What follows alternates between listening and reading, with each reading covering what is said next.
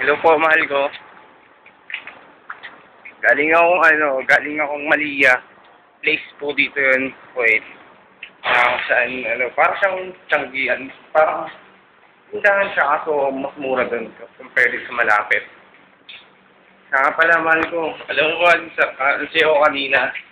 Kasi, nakausap kita. Saka, salamat kasi sinagot mo yung tawag ko. Sunday ulit, Miss na po kita. At, syempre, mahal na mahal pa rin kita.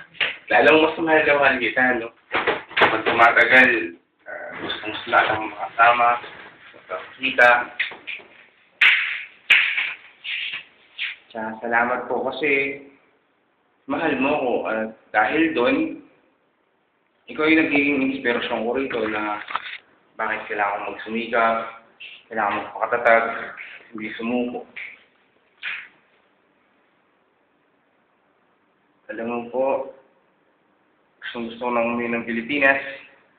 Siyempre, bukod sa gusto kitang makita, kasama, natamad na ako dito eh. Saka, nahihirapan na ako. Hindi naman ako nahihirapan sa trabaho. Nahihirapan lang ako mentally kasi siyempre, dahil problema, malayo ako sa pamilya ko. Tapos sa'yo, malayo din ako. Tapos minsan, di mo pa ako tinetext.